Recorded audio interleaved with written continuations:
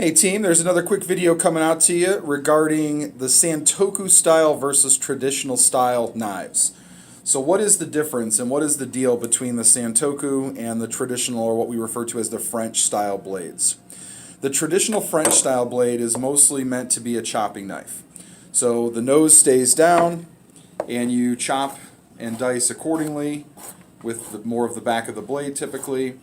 And if you slice with it, as we teach people in the knife skills class, you don't want to just slice back and forth because the whole blade is on the surface. So once it gets past the radius or the curve, then the blade is straight. So they teach chefs to do what's called a high cut. So you hold the blade up and you just kind of drag it through, so you're not dragging the blade along the surface, you're just dragging the tip along the surface when you're slicing with this guy.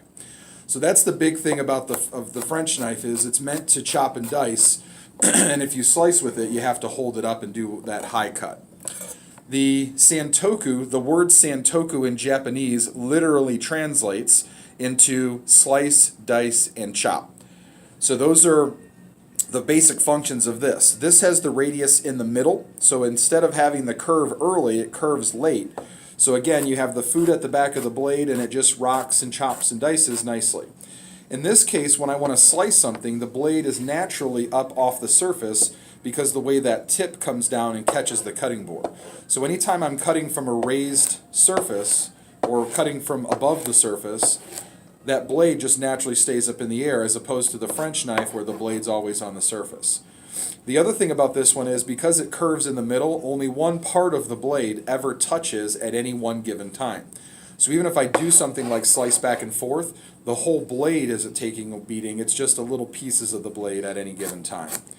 So chopping and dicing, I can slice with it. The other thing I really enjoy about the French, or the Santoku versus the French, is that it's wider, so I can scoop and move more of the food around, as opposed to the traditional French style, which is thinner. This blade is much wider, the Santoku, so you can scoop and move more of your food around much more quickly and efficiently. With the trimmers and the slicing knives, the trimmer, we see trimmers all the time, and this part of the blade, the very tip, is always the most dull, and it's because it's always on the surface. So whenever I'm cutting through anything, that part of the blade, no matter what, is always going to hit the surface, so it dulls faster. With the Santoku style blade, it's, first of all, it's wider all the way up. So instead of just using the tip, most of the time I see people using more of the blade. The other thing is, the tip stays up off the surface, so when you're slicing through something, where the traditional knife, as it cuts through this tomato, the tip of it hits the cutting board and starts to wear. With the Santoku style, the tip catches the cutting board, the very tip, instead of the front part of the blade rubbing on the surface, just the tip hits and allows you to drag the knife through without most of the blade ever hitting the surface.